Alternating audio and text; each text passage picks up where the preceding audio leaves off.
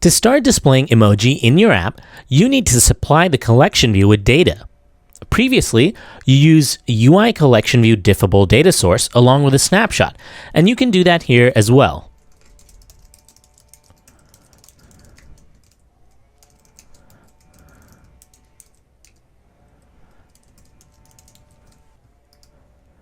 The nice part about separation of concerns is that the collection view layout and data source don't know anything about each other.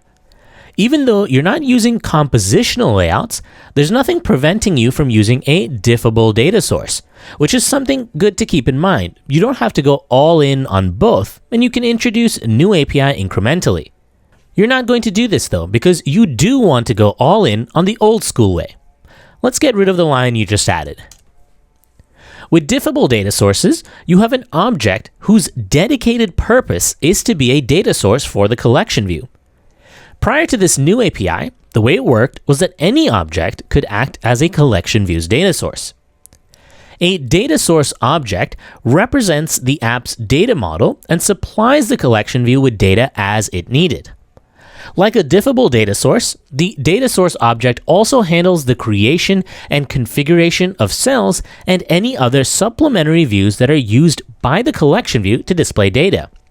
This is achieved by adopting the UI collection view data source protocol and letting the collection view know that this object is now its data source. As the collection view sets up its layout, it asks the data source to create a cell for each item and configure that cell with the right data. At minimum, all data source objects must inform a collection view of how many items are available in a given section and how to set up a cell with data. The remaining methods of the protocol are optional and only needed if the collection view organizes its items into multiple sections or creates headers and footers. Before we implement any of this in code, let's walk through this so you understand exactly what's going on. First, the collection view is going to ask the data source for the number of sections the data is organized in. For simplicity's sake, let's say it's 1, which is what the data source tells the collection view. Now, the collection view knows that all of the items go in one section. Then it asks for the number of items in each section. The data source responds by querying the underlying data and returning a value, let's say 10. Now the collection view knows that it needs to create 10 items in total, and it can start laying out these items one by one in a line using the inter-item spacing, content insets, and the rest of the values you specified. Next, the collection view needs to create a cell for each item and display data. This responsibility is handled by the data source, and the collection view helps it by providing index paths for each cell it needs to create. If you're not familiar with index paths, here's a quick primer. When using arrays, we use a numerical value, an index, to fetch data from a particular spot in the array's memory. If the array were two-dimensional, then we would need two index values to get data, one for the outer array and another for the nested inner array. This is exactly what an index path is. It is a reference to a location in the collection view using two numerical values. The first points to the collection view section you want to look at, and the second points to a specific cell or item. In the case of the first cell, you only have one section, so the section value of the index path is going to be 0. Remember that indices start at 0. And the item is also at position 0. The collection view hands this index path to the data source, which uses it in turn to fetch that initial data. The section number 0 refers to the entire data collection, since you only have one section. And then the number 0 for the item is used as an index value to get the first item out of the data source. This is then assigned to the cell however you see fit and returned to the collection view to display. This is done one by one until the collection view is set up. There are two important things to keep in mind here. The first is that the relationship between a data source and collection view isn't a one-time only, talk to each other during setup kind of thing. Imagine you had a data source of 250 items. Well, this isn't a stretch by any means. Most media apps have top 250 lists that could be displayed using a collection view.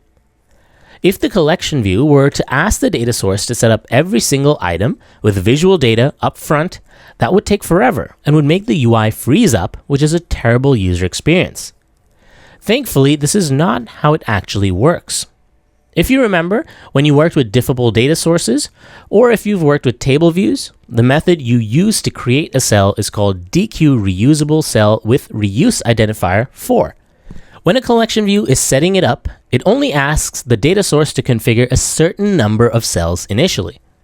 Typically, it only asks the data source to configure the cells that can be seen on screen. So it only supplies the index paths for the cell that a user will be able to see. The data source sets these cells up and the collection view displays it. As the user starts to scroll, however, cells at the top of the screen go out of view and new cells come into view on screen from the bottom. The collection view calls the data source again and asks it to configure cells again by supplying the index paths that are about to appear on the screen.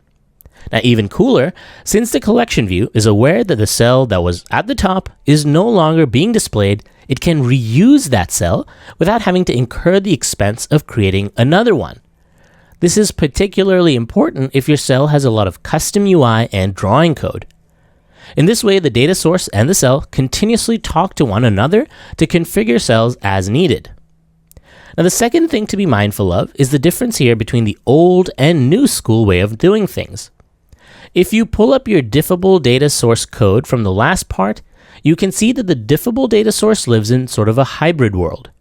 When you configure cells, you don't need index paths to determine what data source to use. The data source can do that automatically, which reduces errors. But you still need the index path for the collection view to determine whether or not to reuse the cell. So even though diffable data sources can handle a lot of this work for you, index paths are pretty important still.